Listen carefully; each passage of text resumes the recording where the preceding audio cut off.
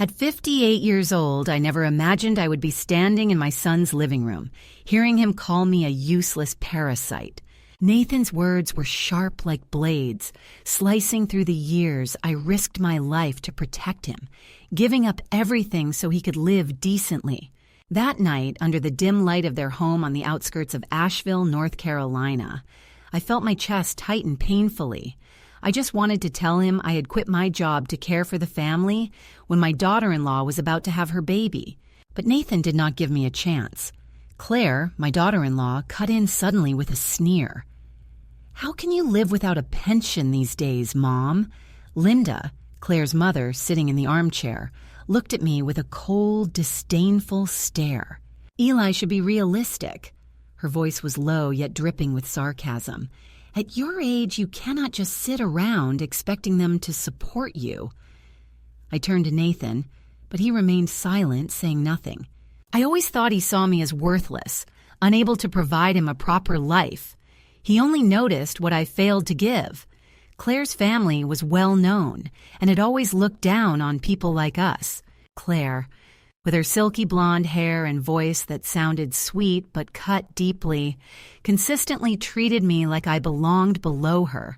Her parents, especially Linda, never hid their contempt towards me. I used to say I was treated like nothing more than a servant. Linda once said at a family gathering, thinking I could not hear her, "What a pity she did not have to grow up with a mother like that, and how lucky she is to have married my daughter." I tried to stay composed by taking a deep breath. "I left my job because I wanted to spend more time with you," I said with a trembling voice, but trying to sound determined. "Claire, you are about to give birth. I thought I could help take care of you after the delivery or look after the baby when you need rest." I believed those words would soften them, would remind them that I was still their mother and that I wanted to contribute. However, Claire just let out a mocking laugh, her stare cold as ice. "Postpartum care? What do you know about it? My mother has already hired a professional nurse. You would only make things more complicated." Linda cut in with a sweet voice full of sharpness. "Taking care of a newborn is a science. You need someone qualified, not someone who only knows how to clean houses." The two of them acted as if they had rehearsed, joining forces to humiliate me. I felt my face burning, not with shame, but with the anger rising inside me. I looked at Nathan, hoping he would say something, anything to defend me, but he just sat there scrolling through his phone as if I did not exist.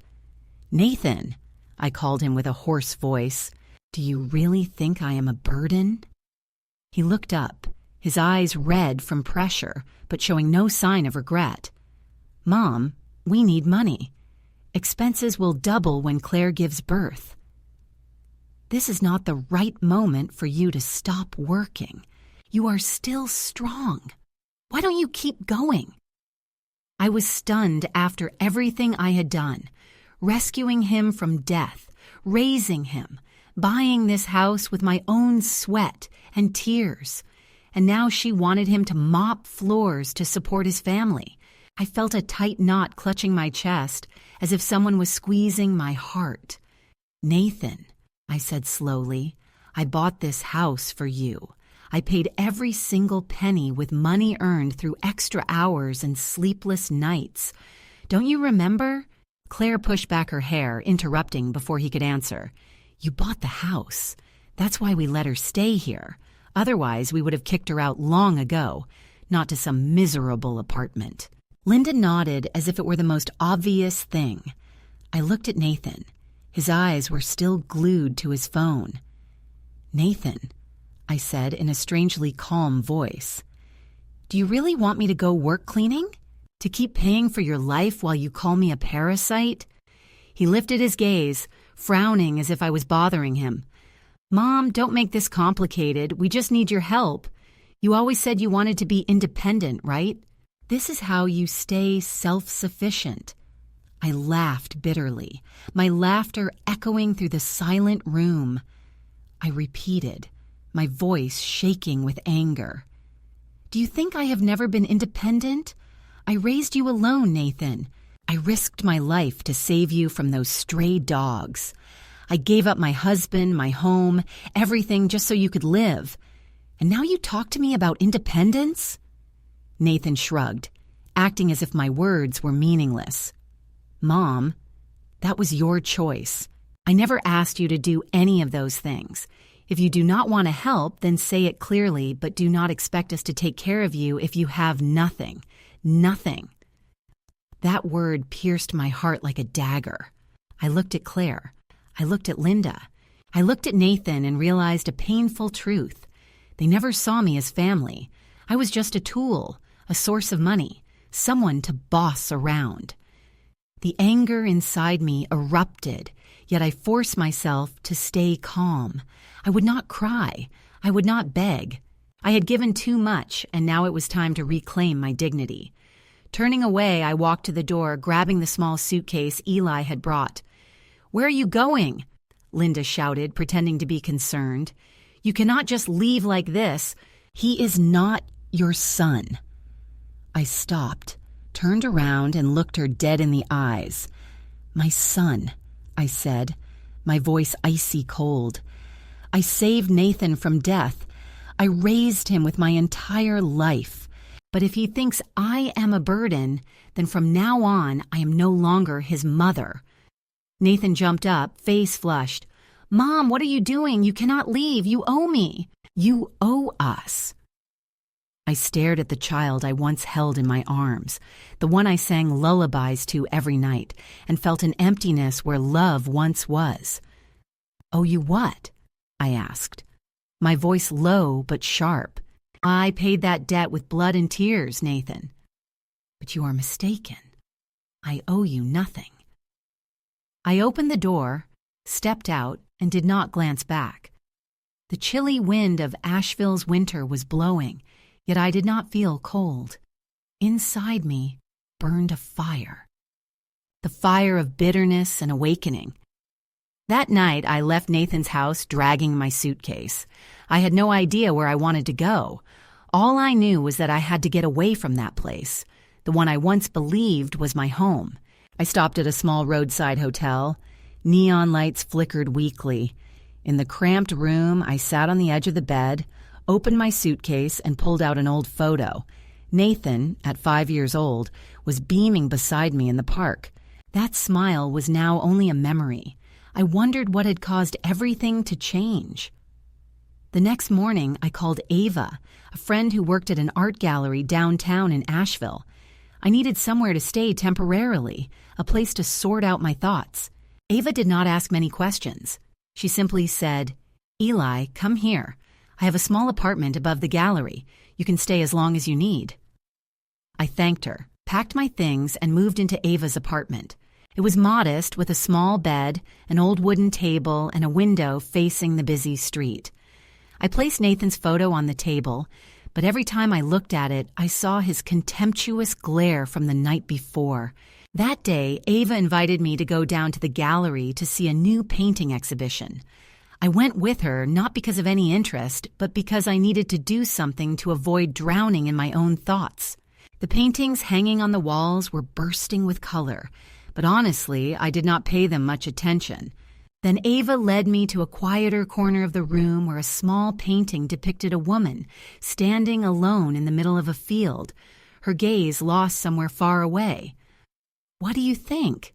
Ava asked. I looked at the painting and suddenly remembered the early days after adopting Nathan, when I was also alone, uncertain about what the future might hold. I began to share with Ava about Nathan, not the story from the previous night, but those distant days when he was little, 3 decades ago. After rescuing Nathan from a stray dog, I took him to the hospital. The doctor said he required several surgeries to heal his injuries and recover fully.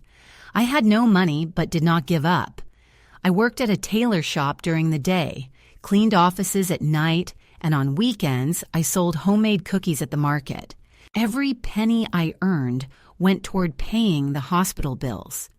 Nathan stayed hospitalized for 3 months, and I visited him every day, bringing old storybooks I bought at flea markets. I read to him even though he was too young to understand, just so he would know I was there. When Nathan was discharged, I rented a small apartment on the outskirts of Asheville. It had only one room with peeling walls. The floor was made of wood that creaked with every step.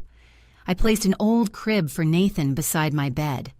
On the nights when he had a fever, I stayed awake wiping him with damp cloths, softly singing the lullabies that my mother used to sing to me. I never spoke to Nathan about those difficult days. I did not want him to feel like a burden, yet I clearly remember every single moment, every night spent at the kitchen table, counting every penny to buy milk. Every time I refused to buy new clothes for myself in order to save money for his new shoes. Nathan grew up, and I tried my best to provide him with a normal life. I enrolled him in a public school nearby. Each morning I woke up early to prepare a sandwich for him to take, even when my hands ached from working all night. He loved drawing, so I bought him a cheap box of colored pencils. His drawings were filled with houses, trees, and the image of a woman he called Mom. I pinned them all over the walls. I felt proud every time I showed off his good grades. Whenever his teachers praised him for being smart, I thought that despite the hardships, I had given him a home.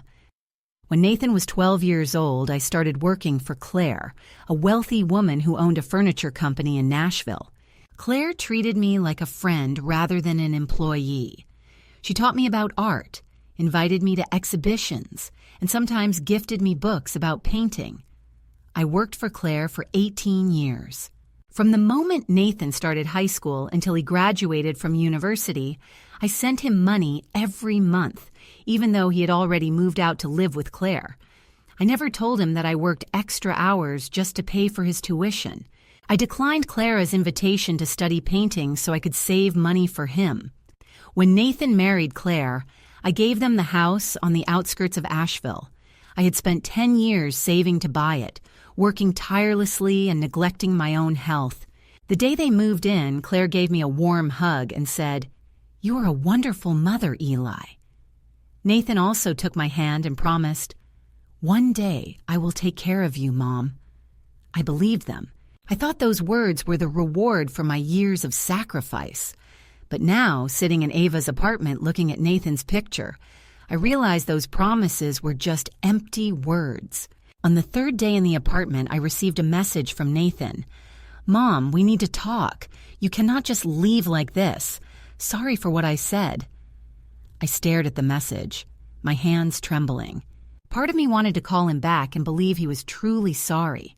But then I remembered his look of contempt and how Claire and Linda had humiliated me. I did not reply. Instead, I walked to the nearby grocery store and bought a lottery ticket out of habit without thinking much. I just wanted to do something to forget the pain that night. I was watching the news on the department television. The announcer read out the lottery results and I casually glanced at the ticket in my pocket. The first number matched, then the second, the third as well. My heart started racing. When the final number matched, I could barely catch my breath. $9 million. I checked again, this time with my phone. Then I called the lottery center to verify. The person on the other end spoke cheerfully. "Congratulations, Mrs. Harper. You are the jackpot winner." I sat there holding the lottery ticket, unsure of what to do. I thought if nothing had happened, I would have given the money to Nathan the day Claire gave birth. I pictured the moment, him hugging me, thanking me, calling me Mom with all his love. But after the night before, after the insults, I was no longer certain. I placed the lottery ticket in a wooden box on the table next to Nathan's photo. I did not tell anyone, not even Ava. I needed time to think. A few days later, Ava invited me to lunch at a small cafe near the gallery. While we talked, Linda appeared suddenly. She walked in wearing an expensive fur coat, a false smile on her lips. "Eli, I heard you were here," she said, sitting down without being invited. "Nathan is very sad. You cannot stay mad at him forever. He is your son and he needs you." I looked at her without replying. Linda kept her voice sweet yet calculating. "I know you are upset about what was said, but you need to understand. Claire is not here. They are under a lot of pressure. They are expecting a baby. If you do not help, it will be very difficult for them. I heard there is a job at the nursing home. They pay quite well. You should consider trying. I gripped my coffee cup, trying to stay calm. Linda, I said slowly, I gave Nathan a whole home, a life, everything you had. If he thinks I am a burden, then I have nothing left to offer. She frowned as if I had just said something ridiculous. Eli, you cannot abandon your child. You are his mother. You have a responsibility. I stood up and grabbed my wallet to pay for the coffee. Responsibility, I said, looking her straight in the eyes. I settled that a long time ago. But if he does not want me around, let him say it himself. You are nobody here. I left the cafe without waiting for her reply. I had thought I could keep the $9 million lottery prize a secret, hide it in the wooden box next to Nathan's photo, waiting for the day when I might feel calmer. Maybe then I would give it to my son. But after meeting Linda in the cafe, her words burned away the little hope I had left. I could no longer live in the illusion that things would not change, that he would still see me as a mother. That night in Ava's small apartment, I opened the wooden box. I stared at the lottery ticket and made a choice. I would no longer allow anyone to belittle me. The next morning, I contacted a lawyer named Daniel, who came highly recommended by Ava. Daniel had a modest office in downtown Asheville, where wooden shelves were lined with legal documents. I entered, carrying the lottery ticket along with the confirmation papers from the lottery center. Mrs. Harper, Daniel said as he adjusted his glasses. Congratulations. This is a significant amount, but you must safeguard it. I shook my head. No one knows yet. I want to keep it secure, and I need your help organizing everything. Daniel nodded and began taking notes. He suggested setting up a trust to protect the assets, opening separate bank accounts, and ensuring that no one could challenge the ownership of the funds. I agreed and signed all the documents he prepared. Leaving the office, I felt relieved, as if for the first time I had a sense of control over my life. A few days later, I started looking for a place to begin anew. I did not want to live forever in Ava's apartment, even though she always welcomed me warmly. I browsed real estate listings on my phone and paused at a luxurious home on the outskirts of Asheville. It featured glass walls overlooking the Blue Ridge Mountains, a spacious garden, and a living room large enough to hang the paintings I dreamed of creating. The price was $2 million, but I knew I could afford it. I called the real estate agent and arranged an appointment for the weekend. That weekend, I went to see the residents. The agent was a young woman named Jana. Her voice was gentle and her smile warm. She led me through every room, pointing out details such as the stone fireplace and the oak floors. I stood in the living room, imagining an easel near the window when a sharp voice echoed from the entrance. Elijah Harper. What are you doing here? I turned and saw Sophie, Linda's niece, standing there with contempt in her eyes. Sophie worked for the real estate agency and clearly did not expect to find me. Sophie, I said, keeping my tone calm, I came to see the house. Is there a problem? She let out a mocking laugh, crossing her arms. See the house? Do you think you have enough money to buy this place? You are just a maid, Eli. Don't waste Jana's time. People nearby and the company staff started turning, whispering. Jana looked uncomfortable, trying to step in. Sophie, I'm working with Mrs. Harper. Everything is fine. But Sophie did not stop. Fine? She doesn't even have $1,000 to her name. She came here just to pretend, like those people who like to show off. Don't you see? I clenched my fists, the anger rising inside me. I had endured enough insults from Nathan's family, from Linda, and now from Sophie. I looked straight at her, my voice as cold as ice. Sophie, you don't know anything about me. I came here to buy this house, and I will do it today. Ella burst into a mocking laugh. Buying the house? With what money? From the savings earned by cleaning floors? Please, Eli, go back to your poverty. Anna tried to calm the situation. Sophie, enough. Mrs. Harper has proof of financial stability. But Sophie snatched the folder from Anna's hands, flipping through it arrogantly. $9 million. Is this a joke? This is fake. Surely. I know her well. She is just a maid living off Nathan's charity. No way, she has real money. The crowd began to murmur, some nodding as if agreeing with Sophie. I did not argue. I took out my phone, opened the bank app, and showed it to everyone in the room so they could see the balance. 9,000 damages. Soft gasps were heard. Sophie's face turned pale. Her lips trembled. Where did you get that money? She stammered. I won the lottery, I said firmly. And I do not need you to believe me or not, Anna. I want to sign the contract for this house right now. Anna nodded, quickly preparing the paperwork, her eyes shining with excitement. Sophie stood there, stiff, as if she had just been slapped. A middle-aged man, the company manager, approached, glaring at Sophie. You insulted a client, Sophie. Leave here immediately. Sophie tried to respond, but he interrupted. Enough. You are suspended. We will consider your dismissal. I did not look at Sophie as she left. Nathan shot me a look filled with venom. I signed the agreement, transferred $2 million, and received the keys to the house.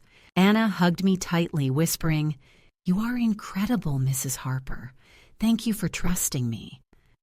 I smiled on the outside, but inside, anger still burned strongly.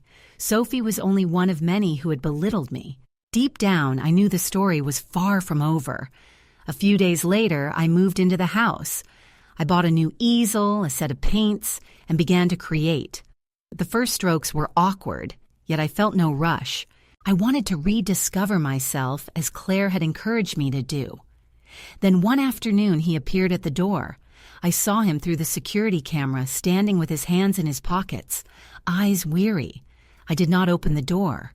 Instead, I received a message from him. Mom, I heard you won the lottery. Why didn't you tell me? We need to talk. I stared at the screen, my fingers scrolling. I replied, Nathan, if you want to talk, come as a son, not as someone who comes asking for money. He did not respond. But that very night, Claire called. Her voice was smooth, completely different from the previous evening. Mom, Nathan is very sorry. We want to invite you to dinner at home. You are family and we need you. Holding the phone, listening to Claire's voice, I realized one thing. They were not sorry for insulting me. They were sorry for missing out on the chance. I hesitated to grab hold of the $9 million. I did not reply right away. Instead, I stepped into the garden. I stood there under the sunset, gazing at the Blue Ridge Mountains far in the distance. I had saved Nathan. I had raised him with my entire life. But now he only saw me as a source of money. I answered Claire, I will go to dinner, but do not expect anything from me. That evening, I got ready to visit Nathan's house. I put on a simple dress, no jewelry, no display. I wanted to confront them, not to make peace, but to be clear. I was no longer the mother to be pushed around. When I arrived, Nathan opened the door, offering a forced smile. Mom, come in. Sorry for what I said. Claire stood behind him with her hand on her pregnant belly. Calculating eyes peered through her expression. Linda was sitting at the table wearing her usual fake smile. Eli said in an overly sweet tone, Eli, it is so good to see you back. The dinner began, but no one mentioned the previous night's events. Instead, Claire asked about the house. I heard you bought a very beautiful home, Eli. I nodded while taking a sip of water. Yes, I won the lottery, so I thought it was time to live for myself. Nathan coughed and looked at me. You won the lottery? How much was it, Mom? I looked him straight in the eyes. My voice was slow. $9 million from a $5 movement. But do not worry, I do not plan to spend it all by myself. There was a silence. Claire smiled, but I noticed her tightening her grip on the napkin. Linda spoke up. "9 million, Eli." "What are you planning to do with that money? Claire is not here. They're going to have a baby. You should consider your grandchild's future." I stopped holding the cutlery and stared at everyone. I had intended to give that money to Nathan when the baby was born, but after they called me a burden and suggested I go clean in a nursing home, I am not sure they deserve it. Nathan slammed his hand on the table, his face flushed. "Mom, you cannot do that. I am your son. You cannot keep that money." Claire spoke up with a trembling voice. "Eli cannot be so selfish. We are family." Linda stood up, pointing at me. "You are heartless, Eli. Who do you think you are, hoarding that money when it is not needed?" I stood and looked at them with a voice as cold as ice. Family. They called me a parasite. They said I did not know how to raise children. He was just a child without a mother or father whom I had taken in. He should be grateful for that. Yet after everything, he chose to betray me. I owe them nothing. Nathan shouted, "Mom, you have no right. It is family money." I walked out the door but paused for a moment. "Family money," I said, turning back to face him. "I won the lottery, Nathan, not you, and from now on we are no longer mother and son. Remember that." I left the house that had cost me so much to get. My heart was pounding, but not in pain. For the first time, I felt free. But as I was driving back to the residence, a message from Sophie arrived. "Do you think you got away with it? You will pay for making me lose my job." His threat did not frighten me, but it served as a harsh reminder. Those who had underestimated me would not leave me alone so easily. I understood that I needed to take action, not only to safeguard the $9 million, but also to reclaim the dignity I had lost over such a long time. That night, I sat in the vast living room of the residence. The firelight from the stone fireplace shimmered against the glass wall. I made a choice. I would no longer run away.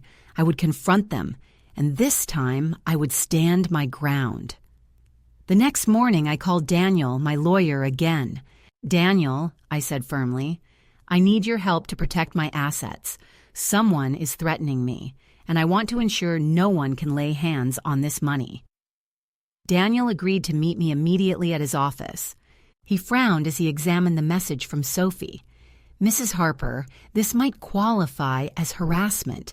I advise you to keep all evidence, messages, emails, anything you have. We can pursue a restraining order if necessary." I nodded and handed him a copy of Emma's message. Daniel continued, "I also recommend that you disclose the lottery win, but in a controlled manner. If you keep it secret, people like Sophie will spread rumors.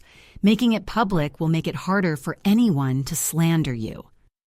I thought it over and then gave in. "Do whatever is needed," I said. "I want to end this." Daniel contacted a friend who worked at the local Asheville newspaper and arranged a brief interview.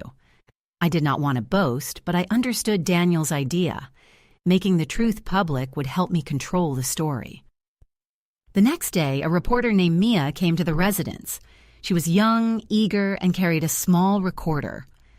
"Mrs. Harper," Mia began, "people in Asheville are curious about you, an ordinary woman who suddenly wins $9 million. How do you feel?" I smiled as I took a sip of tea.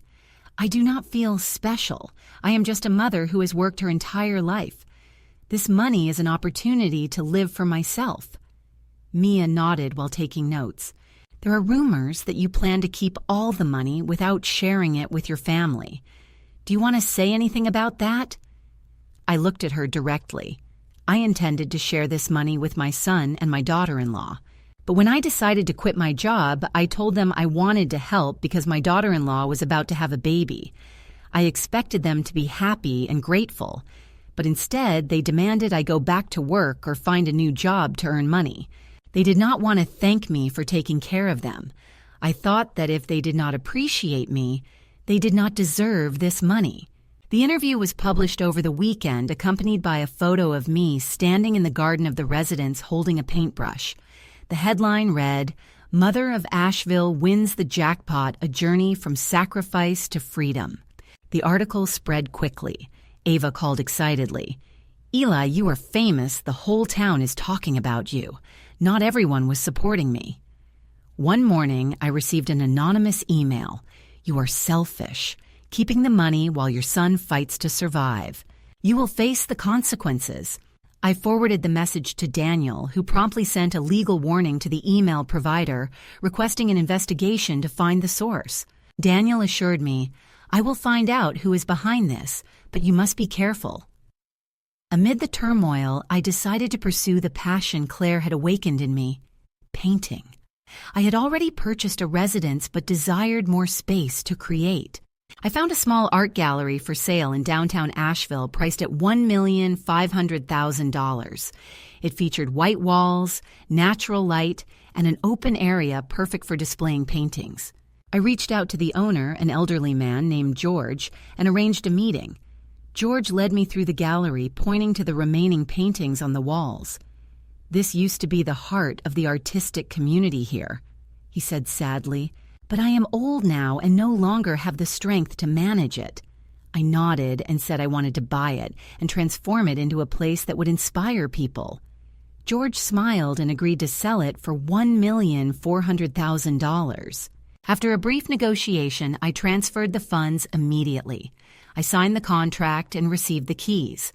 A few days later, I began renovating the gallery. I hired a team to repaint the walls and install new lighting to refresh the space, and set up a small space to teach painting classes to children. Ava helped me reach out to local artists, inviting them to showcase their works. I also started painting several hours each day to get ready for the first exhibition. I created a large painting inspired by one I saw in Ava's gallery. It portrayed a woman standing in the middle of a field, her gaze steady and strong. I named it Freedom. The exhibition was scheduled for the end of the month. I sent invitations to Asheville's artistic community, posted ads on social media, and even paid for a small newspaper announcement.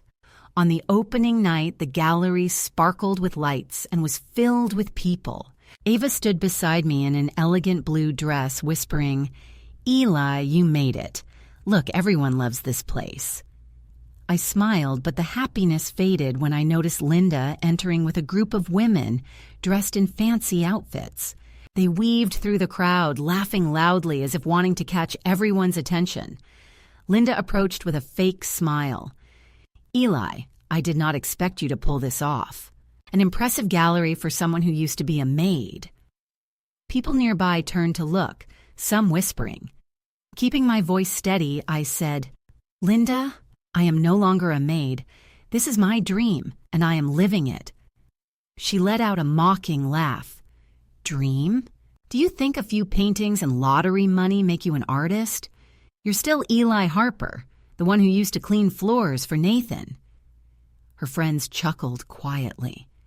A woman wearing large sunglasses spoke up. "I heard you kept all the money without giving a single cent to your son. What a shame." I clenched my fists but did not let her see my hesitation. I turned to Ava.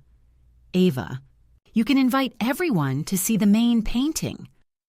Ava nodded and led the crowd toward Freedom, hanging in the middle of the gallery. I stepped forward, my voice steady and strong. "Thank you all for coming. This painting tells my story.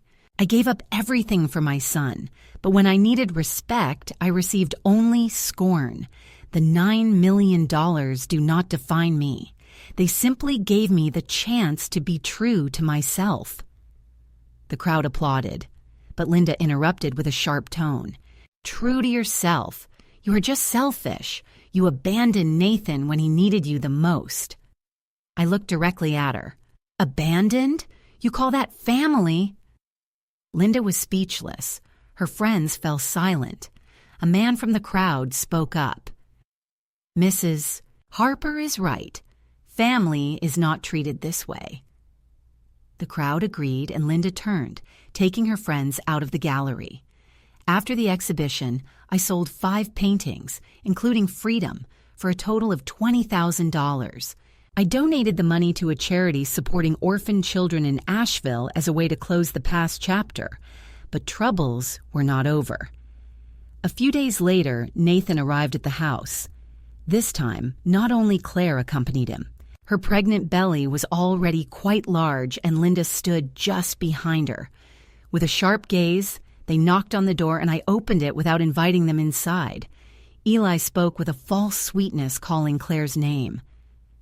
"We want to apologize. What I said before was not right. Let us start over."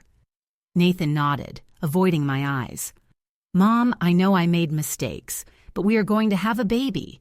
You cannot turn your back on your grandchild, can you?" Linda stepped in. "You have $9 million, Eli. You do not need all of it. Think about the family's future."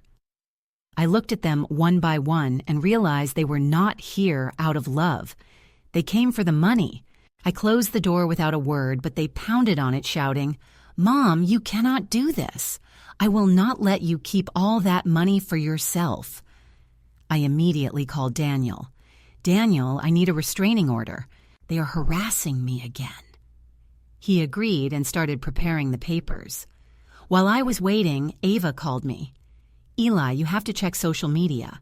Nathan is posting things about you." I opened my phone and saw Nathan's message in an Asheville community group.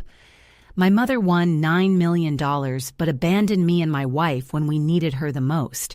She lives in a mansion while we struggle for our unborn child." The post had hundreds of comments, many supporting Nathan and calling me a heartless mother. I did not reply to any of it. Instead of stopping there, I called Ava again. "Ava, can you assist me in organizing another exhibition? This time, I want to share the authentic story." Ava agreed, and we began our preparations. I created 3 more paintings, each illustrating a different chapter of my journey. The first depicted me shooing away a stray dog to protect Nathan. The second showed me sitting at the kitchen table, carefully counting every penny. The third presented me standing firmly in front of the house, with a determined gaze. I titled the trilogy, The Journey. On the night of the second exhibition, the gallery was more crowded than before. I stood before the audience and narrated my story, from the day I saved Nathan to the night he called me a burden. I did not cry or beg for sympathy. I simply spoke the truth. When I finished, the crowd applauded and an older woman approached and hugged me, saying, "You are an inspiration, Mrs. Harper. Do not let anyone hurt you." But when I glanced toward the door, I saw Eli standing there with a dark look. He did not enter. Instead, he turned around, and I wondered how he might try to take revenge on me. The next day, I was back in the gallery. Soft light illuminated the trilogy, the journey still echoing, the applause of the previous night lingering, and the image of my Toby from Tennessee. Nathan at the door, with that shadowed gaze, would not leave my mind. I knew he did not come to make peace, but to continue the conflict I sought to end. Yet this time, I was not afraid. That evening, I sat in my studio at home. I placed a fresh canvas on the easel and began applying the first strokes. They were painted in blue, reminiscent of the Ashbury sky, symbolizing the hope I was searching for. The next morning, Claire came to the studio carrying a stack of letters from visitors to the exhibition. "Eli, you have to read these," she said, her eyes shining brightly. I opened each envelope, discovering encouraging words from strangers. One young woman wrote, "You inspire me to stay true to myself." An elderly man shared, "I lost contact with my son, but your story made me want to try speaking again." These letters, like pieces of a puzzle, helped me realize that my experience was not only filled with pain, but also with resilience. I decided to transform the gallery into more than just a place to display art. It became a space where people could share dreams and find healing. I started to organize free painting classes for children in the gallery. Every Saturday, dozens of kids gathered, laughing and creating colorful paintings. I taught them how to blend colors and let the brush express their own stories. A little girl named Linda, just 8 years old, painted a portrait of her mother who had passed away the year before. "Miss L," Linda said with teary eyes, "I painted my mom so I will never forget her." I held her gently, feeling warmth spread through my heart. Moments like that reminded me that I could bring happiness to others not with money but through compassion. As the gallery flourished, I received news from Daniel. "Mrs. Harper, we are sending a warning." Nathan faced legal trouble because of his social media post. He deleted it but was advised to keep a close eye on things. There were signs that someone was trying to spread rumors. I agreed over the phone, thanked Daniel, and checked social media. An anonymous account had posted in the Asheville community group. Eli Harper was not the hero she claimed to be. She won the lottery but left her child behind when she needed money to care for the baby on the way. The post gathered a few dozen comments, some defending me but many harshly criticizing. What a shame. No mother should act so selfishly. I did not respond, but instead sent the post to Daniel, asking him to investigate. A few days later, Ava invited me to an art workshop in Asheville, where local artists shared techniques and stories. I brought a new painting depicting a field of sunflowers under the sun titled Sunrise. At the workshop, I met Claire, an experienced artist who had studied with my former mentor, also named Claire. Claire the artist smiled warmly and took my hand. "Eli, I have heard about your gallery." Claire said she would be very proud of you. We talked for hours, and Claire invited me to join a major art exhibition in Charlotte the following month. "You have talent," she encouraged. "Don't let anyone make you doubt it." I accepted, feeling a spark inside me. For the first time, I truly believed I could become a real artist. But as I prepared for the Charlotte exhibition, she did not show up again this time. Through a letter sent to the gallery, Mom wrote the letter. It said, "I know I was wrong. I no longer want the money. I just want your forgiveness. Please let us meet." I read the note, clutching the paper tightly. A part of me wished to trust Nathan once more. I longed to see the boy who used to draw beside me again, yet then I recalled the anonymous post. I remembered his dark gaze outside the gallery. I did not reply to the letter, but kept it in a drawer as a reminder not to let emotions cloud my judgment. The exhibition in Charlotte marked a turning point. I brought 5 paintings, including Dawn and the Trilogy, The Journey, the opening night, the room filled with people ranging from collectors to art students. I stood by my paintings, answering visitors' questions. A collector named Margaret purchased Dawn for $15,000, saying it reminded her of her own path through hardships. I sold 3 other paintings for a total of $35,000. I gave half the money to a charity for orphan children and used the rest to expand the gallery. When the exhibition ended, Claire hugged me, saying, "Eli, have you found your light? Do not let it fade." Returning to Asheville, I felt more confident. Yet problems arose again. One morning, opening social media, I saw a viral video. Nathan sat in a cafe, streaming live with tears streaming down his cheeks. "My mother, Eli Harper, has abandoned me," he said, voice breaking. "I only wanted Nathan to love me, but he chose money and fame instead. I am going to have a child, yet she does not care at all." The video had thousands of views. Comments were filled with outrage. A mother like that does not deserve respect. Poor Nathan. He just wanted a family. I immediately called Daniel. Mrs. Harper said, "This is public defamation. We can sue, demand that the video be taken down, and seek compensation for damages." I agreed, but I also wanted to do more. No, I only wanted to protect myself. I wanted to reveal the truth. I contacted Ava and we planned a live stream from the gallery. Eli asked, "Are you sure? This is a big step." I nodded. I have nothing to hide. People deserve to know what really happened. On the night of the live stream, I sat in front of the camera in the gallery. Behind me hung the trilogy, The Journey. Ava was handling the technical side. her eyes full of encouragement. I took a deep breath and started speaking. Hello, everyone. I am Eli Harper, the mother Nathan calls heartless. I want to share the real story. 30 years ago, I saved Nathan from a stray dog that was attacking him in the streets of Asheville. I adopted him even though I had to give up my marriage and everything I owned. But when I needed respect, he called me a burden. He told me to go work cleaning in a nursing home. I paused, showing scanned copies of the adoption certificate and tuition receipts I paid for Nathan on the screen. I earned $9 million. I continued, thinking I would share it with Nathan.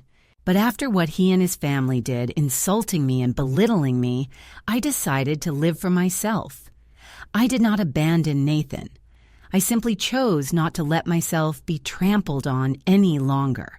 In the end, I invited everyone to the gallery where I would donate $10,000 to the charity supporting orphan children. The live stream was sensational.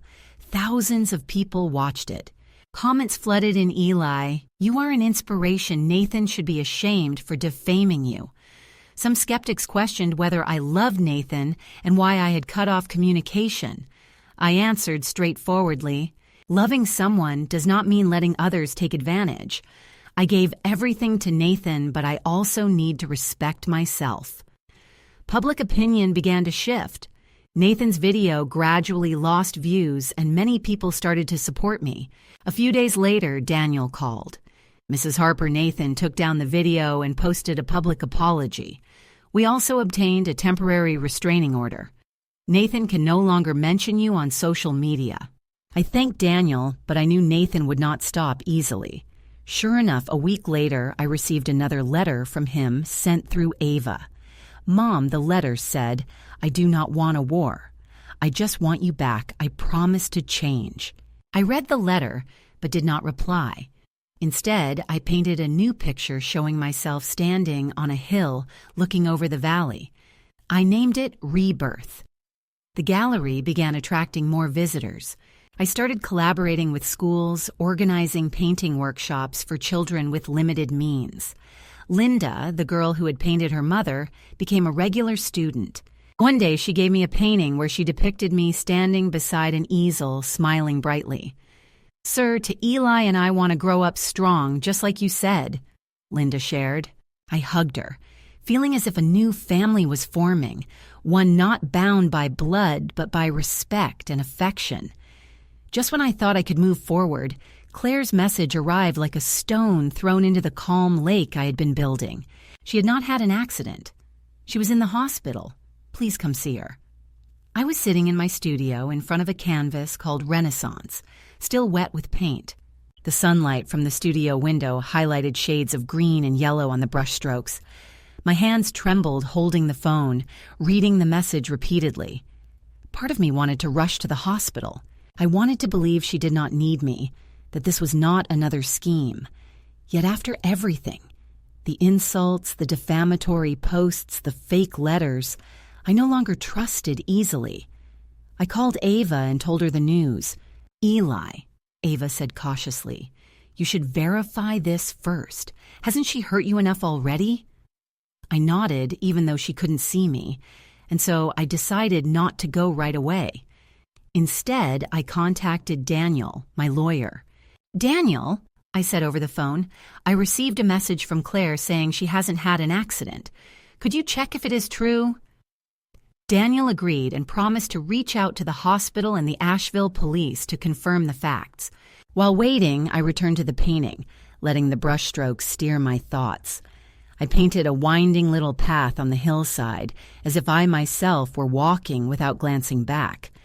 A few hours later, Daniel called again. Mrs. Harper, there is no record of an accident involving Nathan. I have checked with the hospital and the police. It seems to be a trick. I sighed, not surprised, but feeling a sharp pang in my heart nonetheless. I said, thank you, and hung up. Then I responded to Claire. If she really needs me, she should send the hospital documents. I won't come for a lie. She did not reply. I knew I had made the right choice, but it was not an easy one. Nathan had been my whole world, the boy I saved from stray dogs, the son I raised with sweat and tears. Yet now I understood that love does not mean allowing others to take advantage. I stood up, left the studio, and strolled out to the garden of the house. The rose bushes I had planted were beginning to bloom, their bright red petals glowing in the sunlight. I closed my eyes and took a deep breath, feeling a peace I had never known before. I had fought for too long, and it was time to live for myself. A few days later, I decided to sell the house. It was beautiful, but too large, too lonely for someone like me. I wanted a simpler place, a home I could truly call mine. I reached out to Hannah, the agent who had sold me the house, and asked her to find me a small house. On the outskirts of Asheville, close to a lake or river, Hannah quickly found a wooden cabin by Lake Biltmore for $500,000. It featured a spacious porch, a small garden, and a cozy room with a fireplace. I went to see it and instantly realized this was my place. I sold the property for $2,300,000, keeping the profit. Then I bought the wooden cabin. On moving day, I brought my easel, my paint box, and an old armchair that I loved. I hung the Renaissance painting on the living room wall as a reminder of my journey. The gallery kept flourishing. I started more painting classes for adults, inviting people with stories like mine to express themselves through art.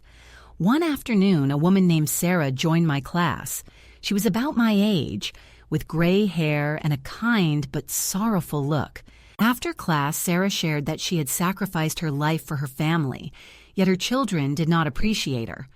Eli said, "Your story made me want to try painting, to reconnect with myself." I took her hand, smiling. "It is never too late, Sarah. Begin today." Sarah became my friend, and through her I met other women seeking healing. We organized weekly gatherings in the gallery, drinking tea, painting, and sharing dreams, while my life slowly found stability. Then I received news from Daniel. "Mrs. Harper, we won the lawsuit against Nathan. The court ordered him to pay $50,000 for defamation. Nathan forbade any mention of her on social media. I thanked Daniel but refused the money. Instead, I asked that it be donated to a charity for orphan children. I wanted nothing from Nathan. No money, no apologies. All I desired was freedom. Several months later, I heard that Claire had given birth to a daughter. Ava told me that Claire and Nathan were facing financial struggles and had to sell the house I had bought for them. I did not reach out. I did not ask. But one afternoon, while watering the flowers in my garden, a letter arrived. It had no sender, just a picture. A newborn baby, blonde with blue eyes, accompanied by a note saying, "Is this your granddaughter, Eli? Do you want to meet her?" I looked at the photo. My heart skipped a beat, but I knew it was another trick. I tucked the picture in a drawer without replying. I had chosen my path and could not go back. A year passed and I organized a large exhibition at the gallery, inviting the entire Asheville community. I displayed 10 new paintings, each telling a story of healing. The last one, titled Serenity, portrayed a woman sitting beside a lake. Sunlight shimmered on her gray hair, and a gentle smile played on her lips. On the opening night, the gallery was packed. Laughter and chatter filled the air. Linda, the child who had gifted me her painting and was now 10 years old, ran up to embrace me. "Mrs. Eli, I painted a new picture. It is you and me by the lake." She showed me the artwork. Tears welled up in my eyes. "Linda, you are my gift," I said, holding her tightly. Halfway through the exhibition, Ava pulled me aside. "Eli, someone wants to meet you." I looked where she pointed and saw an older man with gray hair standing beside Serenity. He introduced himself as Thomas, a writer working on a book about people who have overcome hardships. "Mrs. Harper," said Thomas, "your story is a chapter I want to tell. Would you agree to share it?" I smiled and nodded. If it can give hope to someone, I am willing. Thomas and I talked for hours, and through him I realized my story was not just about pain, but a journey of healing. I spoke about Nathan without bitterness. I saved him, raised him, and do not regret it, I said. But I do regret not protecting myself sooner. Kindness should never come at the cost of self-destruction. Thomas took notes, his eyes full of understanding. "You're a strong woman," Eli said. "This story will inspire many." A few weeks later, I received news from Ava. "Eli, have you heard about Nathan? He moved to Tennessee and works in a warehouse. Claire divorced him and has custody of the child." I nodded without asking more. I did not want to know where Nathan was or what he was doing. He was the past, and I had let him go. I returned to the garden and planted more sunflowers, those flowers that always seek the light. Weeks later, I was sitting on my porch on a beautiful morning sipping coffee, watching the shimmer on Lake Biltmore. I opened a letter from Thomas, the writer who mentioned me in his book Eli. The chapter about you is the heart of the entire book. He wrote, "You have given hope to thousands of people." I left the letter on the table smiling. Thomas's book sold tens of thousands of copies, and I received letters from all over. A woman in Ohio wrote that she left her husband who had belittled her after reading my story. A young man in Texas said he started studying painting because of me. Those letters did not make me feel special, but showed me that my story mattered.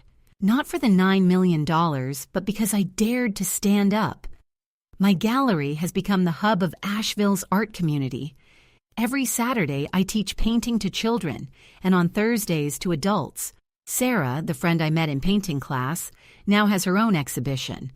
Often we sit and drink tea, laughing about the days when we feared change. Linda, now 11 years old, still comes every week, bringing her vibrant paintings. Last week, she gifted me a drawing of myself standing by the lake, smiling. "Mrs. Ely, I want to grow up strong like you," Linda said. I hugged her and replied, "You are already strong, Linda. Just hold on to that." I no longer have contact with Nathan, Claire, or Linda. Ava told me she did not move to Tennis. She works in a warehouse and lives alone since Claire got divorced. Ava has custody of her daughter, and I have not met my granddaughter. Once I received a letter with a photograph of a blonde girl and a note. "This is your granddaughter, Eli. Would you like to meet her?"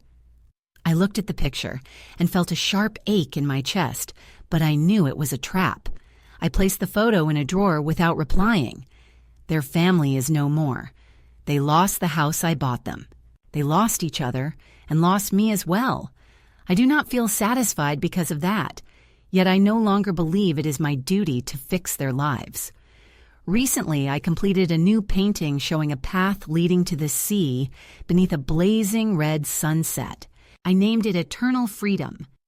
Hanging the painting in the gallery, I stood silently, realizing how much I had changed. I used to think my worth was tied to motherhood and being a caretaker.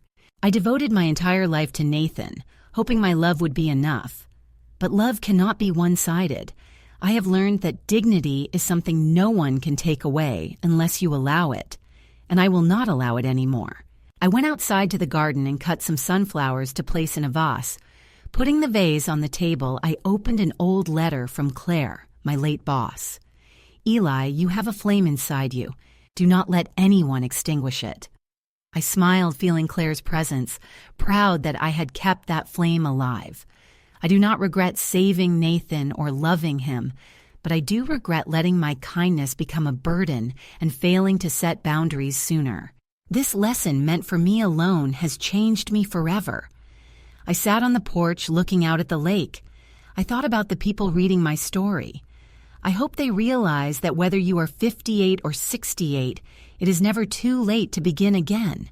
Our worth does not come from the roles others assign to us, but from how we rise after falling. We choose our passion and live genuinely. I took the last sip of coffee, set down the cup, and picked up my brush. A new painting awaited me, and I knew it would be about hope. Yet somewhere out there, someone is holding a brush, ready to repaint their life just as I did.